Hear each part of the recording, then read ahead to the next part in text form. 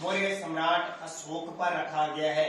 और ये हमने पिछले वीडियो में देखा था कि 273 ईस्वी में पूर्व में वो गद्दी पर बैठे थे और 232 ईस्वी पूर्व तक वो राज करते हैं, ये बात पढ़ी थी।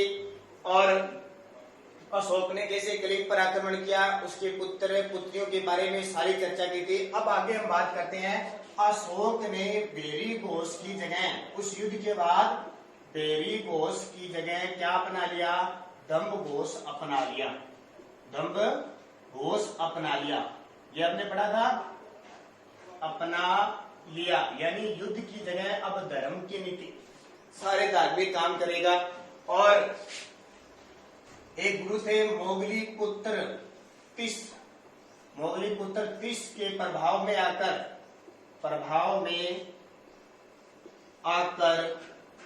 धर्म की नीति अपनाई, धर्म की नीति अपनाई।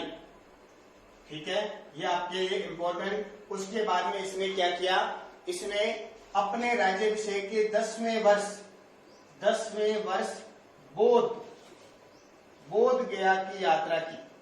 बोध गया कहाँ पे है, बोध गया बिहार के अंदर है, जहां महात्मा बुद्ध को ज्ञान प्राप्त हुआ था। और अपने राज्याभिषेक के 20वें वर्ष लुम्बिनी गए, लुम्बिनी की यात्रा की। लुम्बिनी की यात्रा मतलब लुम्बिनी में महात्मा बुद्ध थे, क्योंकि इन्होंने धर्म कौन सा अपनाया था, बौद्ध धर्म अपनाया था।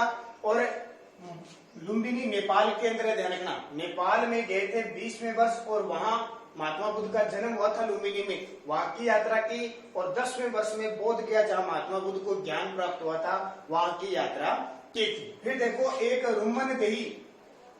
रुम्मन देही अभिलेख से पता चलता है कि, रुम्मन देही अभिलेख से पता चलता है कि अशोक ने भूमि कर, जो किसानों का कर होता है, भूमि कर 1/6 से घटाकर 1/8 कर दिया।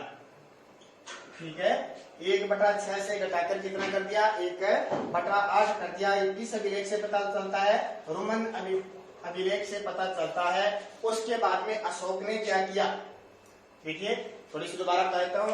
अशोक 273 ईस्वी पूर्व से 232 ईस्वी पूर्व बेरी घोष की जगह धर्म घोष अपना लिया, यानी युद्ध की जगह धर्म का प्रचार करने लगा, धर्म को अपनाने लग गया। मोगली पुत्र तिस के प्रभाव में आकर धर्म की नीति अपनाई। और आजीविकों के लिए, जो घूम फिर कर जीवन व्यतीत करते हैं ना, उनके लिए 4 पहाड़ियों का निर्माण किया। अभी बताता हूँ झोपड़ियों का। 10वें वर्ष बोध गया की यात्रा की, जहां महात्मा बुद्ध को ज्ञान प्राप्त हुआ था। और 20वें वर्ष लुम्बिनी की यात्रा की थी, जहां महात्मा बुद्ध का जन्म हुआ था। रुमन देय अभिलेख से पता चलता है कि अशोक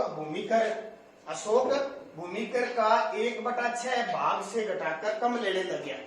ठीक है, 1/6 का मतलब 100 का 1/6 करो कितना आएगा, तो कम से कम आएगा आपका 16 पॉइंट कुछ आएगा। ठीक है, तो इसका अब 100 का 1/8 कितना हो जाएगा, तो 1 4 14 पॉइंट कुछ, यानी पहले ये 16% के आसपास टैक्स लेते थे, अब 14 के आसपास कर दिया। तो ये आपको याद रखना है।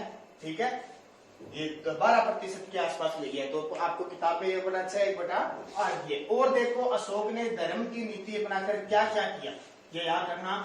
अशोक सबसे पहली बात, इसने आजीविकों के लिए, आजीविकों जो घूमते फिरते हैं, सिर्फ अपना खाना खा के गुजारा करते हैं ना, उनके लिए, आजीविकों के लिए बराबर की पहाड़ियों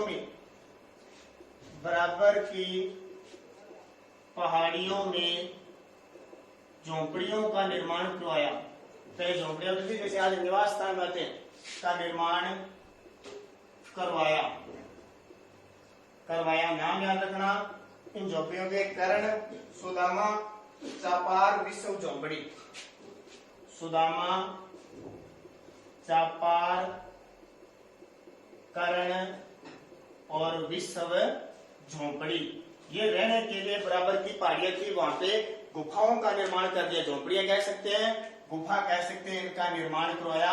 उन चारों का नाम क्या है? सुदामा, चपार, कर्ण और विश्व झोंपड़े का निर्माण करवाया। ठीक है, ये बात किसकी हो गई?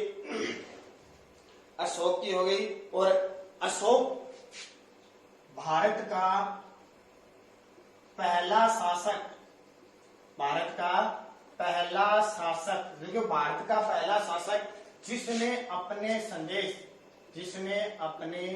संदेश जनता तक या लोगों तक, जनता तक शिलालेखों यानी पत्थर पर लिखे शिलालेखों के माध्यम से पहुंचाए। ठीक है, भारत का पहला शासक था अशोक, जिसने अपने संदेश जनता तक, जैसे आज जनता तक पहुंचने के लिए टीवी आते हैं ना, पत्थर आते हैं, उसी हिसाब इसने शिलालेख खुदवा दिए तक पहुंचाने वाला पहला शासक कौन था? और सर्वाधिक शिलालेख भी किसके हैं? अशोक के मिलते हैं। राज्य अभिषेक से संबंधित, राज्याभिषेक से संबंधित लघु शिलालेख, राज्याभिषेक से संबंधित जो लघु शिलालेख है, लघु शिलालेख में अशोक ने समय को, छोटे लघु शिलालेख में अशोक ने समय को बुद्ध शाक्य कहा है, बुद्ध शाक्य कहा। देखिए राज्याभिषेक से संबंधित जो ये लघु शिलालेख, जिसके इसमें क्या जानकारी मिलती है? राज्याभिषेक की जानकारी मिलती है। इसमें अशोक ने अपने आप को बुद्ध शाक्य का है। बुद्ध का मतलब क्या है? बुद्ध शाक्य का होने का मतलब महात्मा बुद्ध थे और किस वंश के थे? शाक्य मुनि थे लोग, इसलिए शाक्य वंश से इनको कहा गया है। आगे देखिए अशोक की और बातें क्या है। अशोक इसके बाद में कुछ यात्राएं करता है, जैसे धम्म यात्राओं में, जहां पहले लोग स्वीकार किया करते थे, अब क्या हो गया वहां अब महात्मा बुद्ध की यात्राएं करने लगे। देखिए आगे अशोक के बारे में, यहाँ से आपको एक पर्सन एग्जाम में आएगा बोर्ड में ध्यान रखना। 10वीं क्लास के विद्यार्थी सारा अशोक को गौर से पढ़ लेना बढ़िया तरीके से। अब देखिए धम्म, अशोक का धम्म क्या था? धम्म आपको बता दिया, धार्मिक नीति अपनाई। धार्मिक नीति अपनाई किसने? अशोक ने। वो क्या था? धम्म था। और इसकी जानकारी, धम्म की परिभाषा दूसरे और 7वें अभिलेख में, इसमें बहुत सारे शिलालेख या अभिलेख, एक ही बात है, इनकी जानकारी दूसरे व 7वें अभिलेख में या शिलालेख में है। ठीक है, अभिलेख या शिलालेख में है। धम्म नीति के नियम की जानकारी मिलती है। धम्म नीति में नियम क्या थे? भाईचारा रखना है, प्रेम भाव, सत्य बोलना है, बड़ों का आदर करना, गुरुओं का सम्मान करना। ठीक है, भाईचारा रखना है, प्रेम भाव रखना है, सत्य, बड़ों का आदर, गुरु का भाव, दया भाव, चोरी न करना, हमेशा दीन दुखियों की सेवा करना, हमेशा दीन दुखियों की सेवा करना। ठीक है, और बहुत सारी बातें हैं। धन इकट्ठा न करना, धन संग्रहण न करना। ठीक है, और भी बहुत सारे इसमें नियम होते हैं सारे। साधु स्वभाव रखना, कल्याणकारी कार्य करना, साधु स्वभाव रखना, कल्याणकारी कार्य करना, साधु स्वभाव रखना, कल्याणकारी करना, प्राणियों का वध न करना, प्राणियों का वध न करना, माता पिता की सेवा करना। ये सारे किसमें थे? इस धम्म के अंदर थे।